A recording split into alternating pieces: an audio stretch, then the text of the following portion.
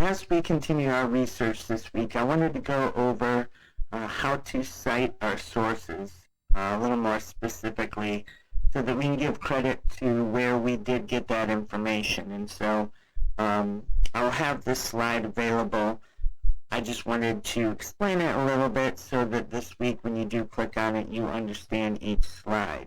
One thing here, you can click here for the rubric, and that will take you to these pages that you have seen that just outline the different steps.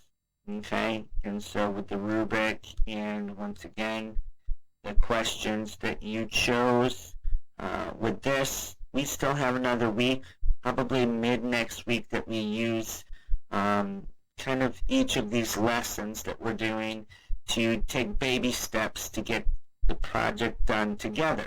So you don't have to go through too much today. In fact, today the only assignment you have is to watch this. If you want to continue your research last week, if you didn't get all the stuff you can from the MyOn resources, feel free to jump in, or if you're searching the website, feel free to do that. But starting tomorrow, I'm going to give you some specific details for research of Social Studies Weekly and Brain Pop.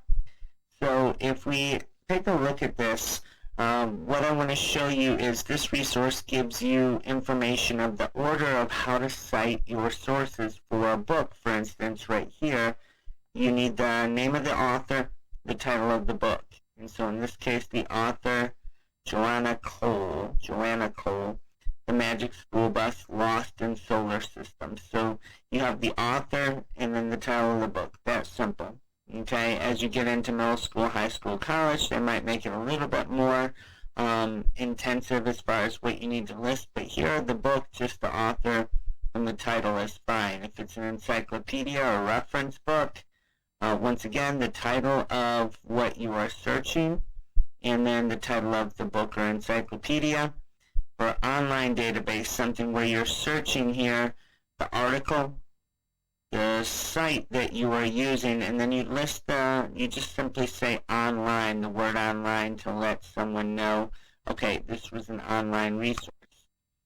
Same thing here, I'm not going to go through each step, but a database where you're researching online, you can see the example here, along with the date viewed. That's a pretty common thing where when you are on the web, if you're citing something from a website, we need to list at what point, at what date it was that you pulled that information, because it may be adjusted or changed over time. So you put the date, and if you notice the date, it gives the actual day, the 4th of January, so the day, the month, and the year, okay, instead of the month, day, and year like we normally write it out. Notice carefully, the 4th of January 2017, and then it actually lists the website.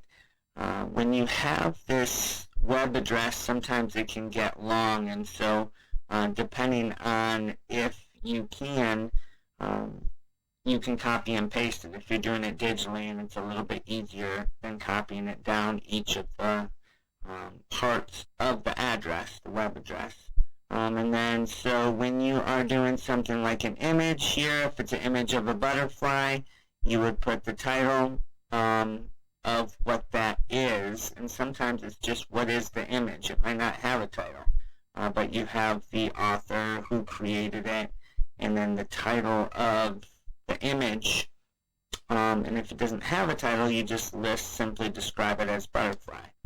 This is probably going to be the most useful part of citing, and so with Social Studies Weekly, you are going to have several resources, no matter which research topic you have, and when you do this, you need to name the article in quotes, put quotation marks. Women in the World in World War II, that's the name of the article in quotation marks. Then the name of the publication, in this case it's just Social Studies Weekly.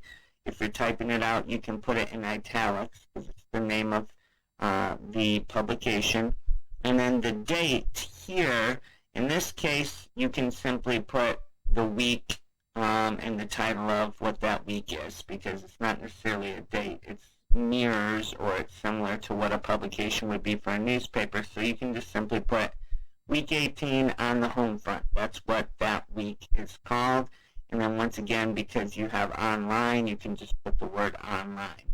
Sometimes you can actually put the web address for the Social Studies Weekly. You don't have to. Citing Brain Pop, you'll also have availability of Brain Pop. You just put the title of the topic. This one, Hiroshima and Nagasaki, was the title of the Brain Pop video. You put the website, which is just Brain Pop here. You put the date viewed, okay, once again with the day first, then the month, then the year, and then the web address, the URL. You can copy and paste it there, okay? And so you're not going to use this slide necessarily, but remember, you need to have 3 sources at least, and you can, use this where just in paper, in your notebook, make sure you keep track of at least 3 different sources, 3 or 4, because you're graded on that, and you're going to cite it properly to get full credit for that, all right? So this week, when you do find a source, make sure you head back to this slide and look for the way to give credit to that source so that it's not considered plagiarism, which we will talk a little bit more this week. All right, good luck. And no need to do research necessarily today on Monday. This is just your lesson was describing what these slides are, so you'll have them for the rest of the week when we continue our research. All right, good luck.